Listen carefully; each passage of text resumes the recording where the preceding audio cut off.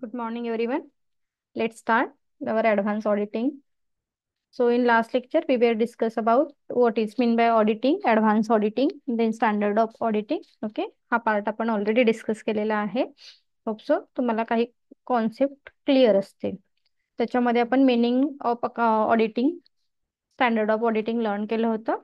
Then त्याच्यानंतर आपण objective of standard of auditing बघितलं होतं, ज्याच्यामध्ये आपण enhancing quality, uniformity, accountability, compliance, assurance learn केलेलं आहे.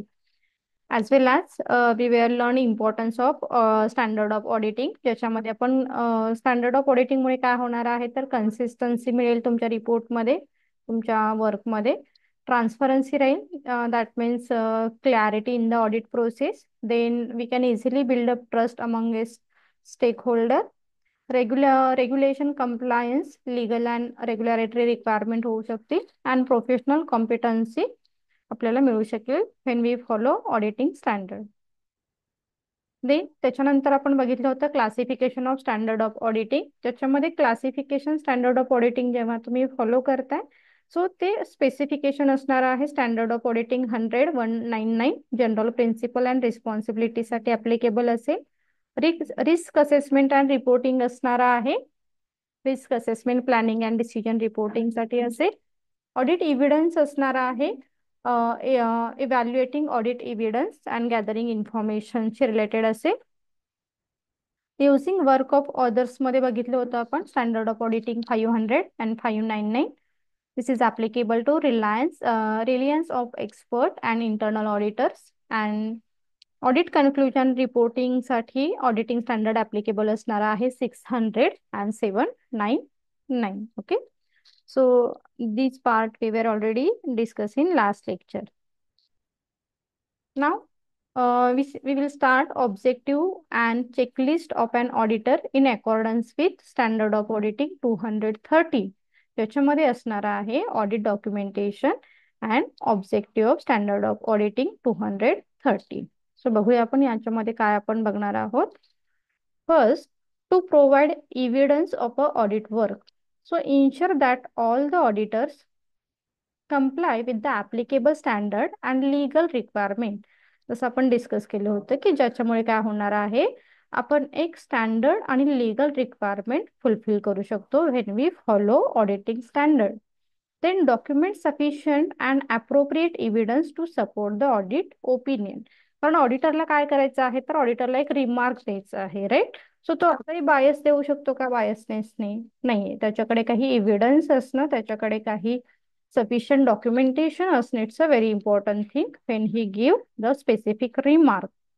Then to assist in audit planning and supervision, facilitated effective planning and supervision of the audit process. कारण ही audit process करण्यासाठी तुम्हाला proper planning करणं, सुपरविजन करणं हे महत्वाचं असेल.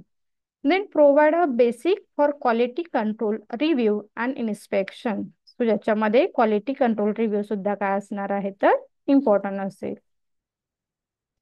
Next is a to enable accountability. So demonstrate that the audit was conducted in accordance with the professional standard. जसं आपण सांगितलं की कोणतंही बुक्स ऑफ अकाउंट चेक करताना किंवा रिमार्क देताना तुम्हाला काय करायचं आहे तर कोणतं प्रोफेशनल स्टँडर्ड त्याला ऍप्लिकेबल आहे हे मेन्शन करावं लागेल.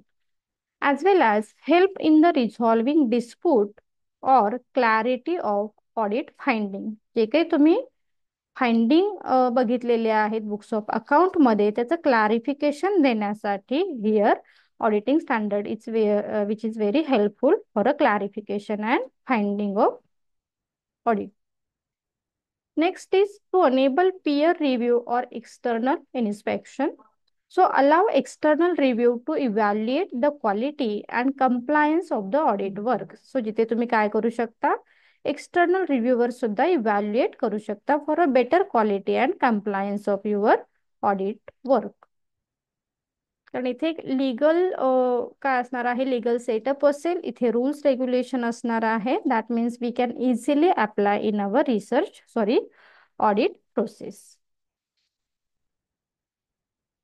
नेक्स्ट बघूयात, नेक्स्ट काय सांगितलंय बघा. Checklist of auditors in accordance with the standard of auditing 230.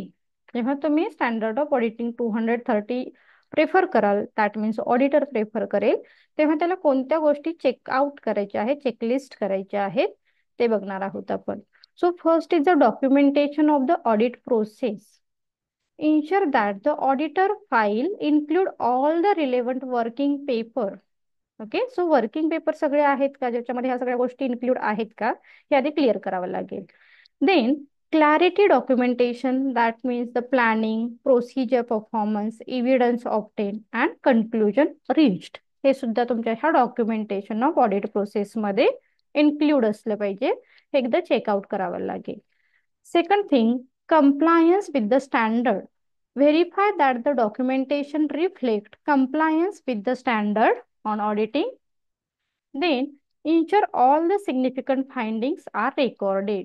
आता ऑडिटरला जेव्हा तो स्टँडर्ड ऑफ ऑडिटिंग 230 फॉलो करेल, तेव्हा त्याला चेक करावं लागेल जे काही आपण सिग्निफिकंट फाइंडिंग बघितलेले आहेत, हे सगळे रेकॉर्ड केलेत का, एकदा इन्शुअर करावं लागेल. Next is a retention of documentation. So maintain all documentation. Maintain audit documentation for a sufficient period as prescribed by the regulation or firm policy. Firm पॉलिसीनुसार तुम्ही सगळे डॉक्युमेंटेशन सफिशियंट पिरियडशी रिलेटेड रेकॉर्ड केलेले आहेत का, maintain केलेले आहेत का, हे सुद्धा तुम्हाला काय करावं लागेल, चेकआउट करावं लागेल किंवा चेकलिस्ट करणं महत्वाचं आहे for a efficient result as well as for a better accuracy. Next is a ensure file are safeguarded and accessible for the future references. So future references जसं आपण म्हणतो की ऑडिट रिपोर्ट काय आहे, is like a references for a investor as well as other stake holder.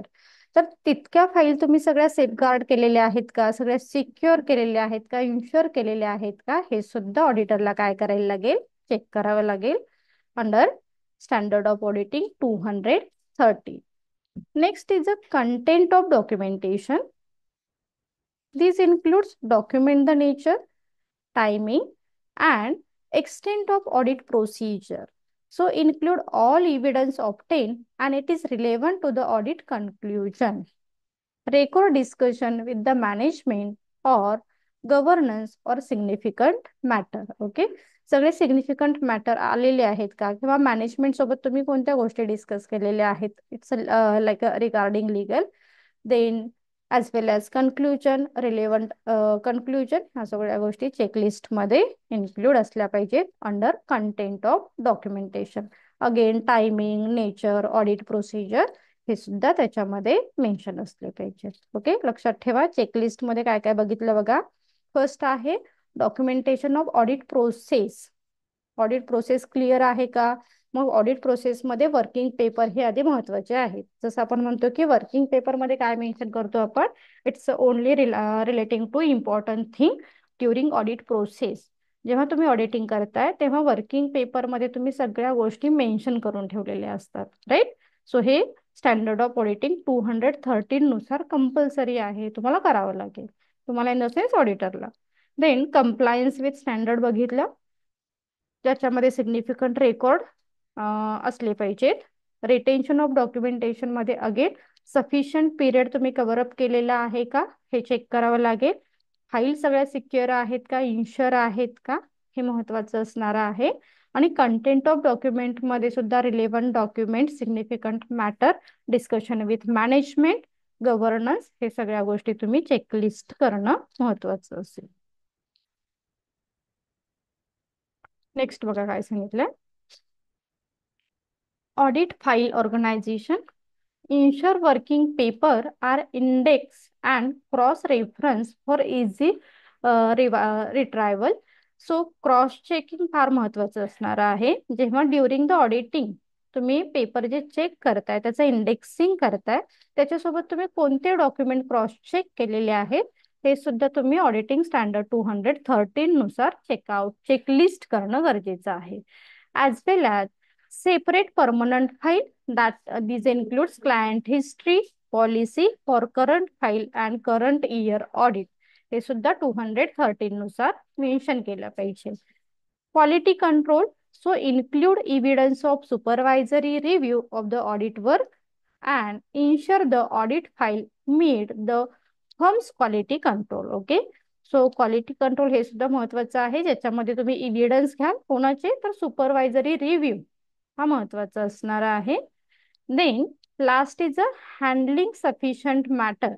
So document any challenges or disagreement with the client and their resolution. जर एखादं books of account check करताना तुम्हाला काही challenges आले किंवा काही डिसएग्रीमेंट असाल, तर त्याचे काही डॉक्युमेंटेशन तुम्ही घेतलेत का, हे सुद्धा 213 नुसार तुम्ही चेकआउट करणं, चेकलिस्ट करणं महत्वाचं आहे. And record any changes in the audit plan and reason for them. तुम्ही तुमच्या ऑडिट प्लॅन मध्ये काही चेंजेस केलेले आहेत का, किंवा त्याचं काही रिझन आहे का, हे सुद्धा तुम्हाला 213 नुसार मेन्शन करावं लागेल. बघा, महत्वाचा पॉइंट असणार आहे, checklist of auditors accordance with auditing standard 230. Okay, checklist of auditors in accordance with 230.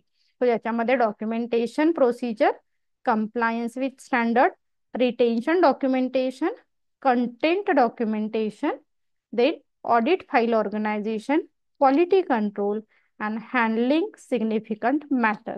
इतक्या गोष्टी तुम्हाला काय कराव्या लागतील, तर चेक कराव्या लागतील. ओके, होप सो तुम्हाला चेकलिस्ट काय असेल, चेकलिस्ट क्लिअर झाली असेल ऑडिटर्सची. काही डाऊट असेल तर तुम्ही विचारू शकता. थँक्यू.